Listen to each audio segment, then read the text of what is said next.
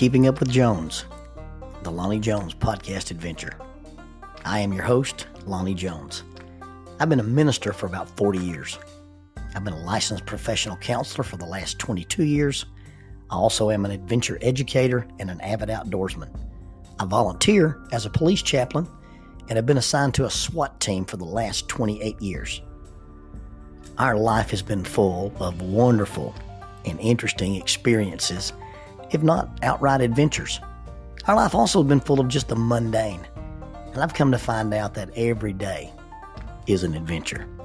I used to write about these things in a little article, and now we've decided that instead of asking you to read those things, we're just going to let you listen to them. We're going to take the simple experiences of life and talk about facts, concepts, and applications. One caveat about the facts is that sometimes we're going to tell you things exactly the way they happened. Every now and then we're going to tell you the way people have told us they remember them happening with a little bit of embellishment. It's all in good, clean fun, and it's for entertainment and education purposes. In any case, we hope you enjoy Keeping Up with Jones.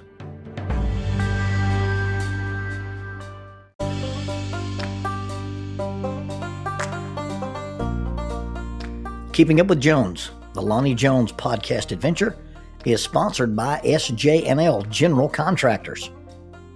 They are licensed in both Alabama and Tennessee, and they provide services such as mass grading, storm drainage, sewer and concrete improvement, asphalt paving, erosion control, demolition, and heavy hauling. If you need any of these services, contact them 931-433-4660, 931-433-4660.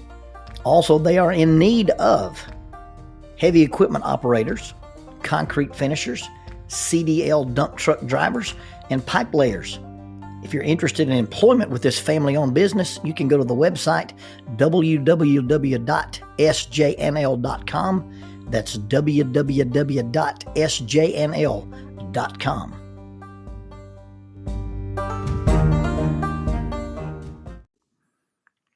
If you read science fiction, they refer to it as Sol 3. That's the third orbiting planet outside the star known as Sol. That's the name of our sun.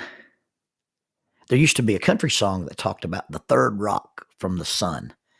There was a comedy show about aliens, and it was entitled Third Rock from the Sun. I remember one of the characters was in the grocery store, and he could read barcodes, and it struck me as funny that he went fat bar, skinny bar, skinny bar, fat bar, skinny bar, $2.99. For whatever reason, it was humorous to me, but this alien lived on the third rock from the sun.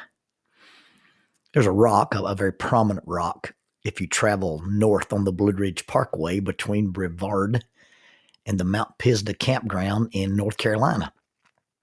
Eventually, after climbing into the mountains, the road ends up with a pretty spectacular view. Off to the right, down in the valley, is a large gumdrop-shaped rock. The rock rises to a height of 3,969 feet above sea level, with a prominence of 869 feet. It is known as Shining Rock, or colloquially it's called Looking Glass. Now, prominence is the relative height of a peak in relation to the lowest area around it, rather than actually the elevation from sea level. The rock weeps, it drains water almost all the time, and when it is covered with the water and the sun hits it, the reflection is dazzling. That's why it's called Shining Rock. Geologists call it a pluton. It is a protrusion of granite rock that would have become a volcano had it not cooled before it reached the surface. Stone Mountain in Georgia is a similar, although it is not actually granite, but quartz monzonite. Stone Mountain is about 1,686 feet in elevation above sea level, and its prominence is only about 829 feet. So if you've seen Stone Mountain, you sort of get an idea of Looking Glass, although Looking Glass would cover a much larger area than Stone Mountain. Stone Mountain and its lesser friend, the dual-peaked Araba Mountain and Bradley Mountains, are known as Eiselbergs or Monadnocks. rather than actual mountains. These are things that just pop up, and they're like protrusions from the ground without a mountain range associated with them. The mountains of North Carolina are the friends and neighbors of Looking Glass. The first time I saw Looking Glass, it was back in the late 90s, and I didn't climb it for the first time until early part of 2000. I have not been back there in several years. I was able to return just recently with my good friend and my climbing partner, Troy Farmer. And in addition to taking an anchoring class, building rock anchors using chocks and using expandable cams known as Friends, I was able to take care of some unfinished business. Years before, I had taken a group of students and was serving as sort of a guide for them to introduce them to rock climbing. I'd taken a guidebook for the North Carolina area and found a super easy climb that I could do and set up a top rope climb and then let the students get a taste of climbing. Top roping is when the anchor is fixed at the top and students climb from the ground toward the anchor, and there's no chance for a dynamic fall. The little area is only like a 5-6, which is a super easy climb. It's on a place called Stage Ledge, and the name of the actual route itself is called Short Man's Sorrow, and it's basically like climbing a rock ladder, and doesn't require any real special skills or any special shoes. Next to Short Man's Sorrow is a route known as Bloody Crack. It's a 3-pitch climb, but the crux, or the most difficult part of the climb, is within the first 3 moves after you leave the ground. You have to jam your hand into a crack, lever off to the left, put your left hand into an eyebrow, and the rock is so polished that it's hard to get traction. So you really end up cutting your hand as you jam it into that crack, and you end up bleeding a lot of times when you climb that. I'd always wanted to try this crack, but had never had a chance to. And last month, I got a chance to actually climb Bloody Crack and did it without a fall. It's pretty cool. It's not that difficult of a climb, but is a classic route, and it's well known on Looking Glass. The first time we were there, I had a group of girls, and we were setting up to climb at Stage Ledge, and there was another group climbing this classic route, and one of the girls wandered over with her little digital camera. This is way before there were cell phones with cameras, and she's going to take a picture of this guy climbing what looked to be a much more expert level route than the route we were on. And the guy in the party next to us said, "Hey, you can't take his picture. He's a sponsored climber, and you have to pay to take his picture." The student came back and explained this to me. I told her this was about as ridiculous a notion as I'd ever heard, and this dweeb's ego was larger than the rock we were on. And by the way, what's a world-class climber doing on a rock that is visited by tourists, okay?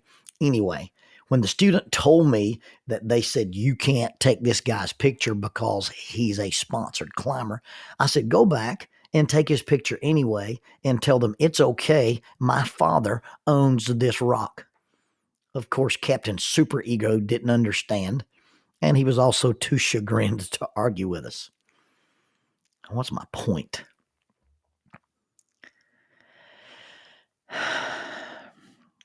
Somebody's going to be unhappy with what happens in our election. One group is going to feel cheated and going to accuse the other group of stealing. We're worried about who has the title. We're worried about who sits in the chair or who sits in the office. Don't get caught up in preening, prancing, posing power games of this planet.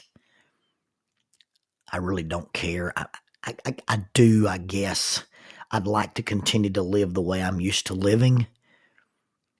But there were Christians in the Roman Empire. There were Christians in the Medo-Persian Empire. Well, they weren't Christians. They were God followers.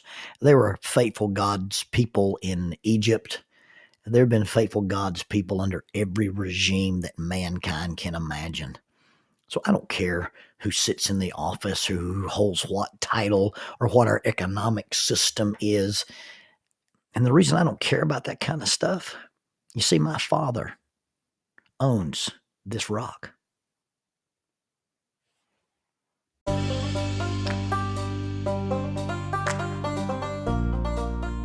There are 32 miles of cave passages in Cumberland Cavern.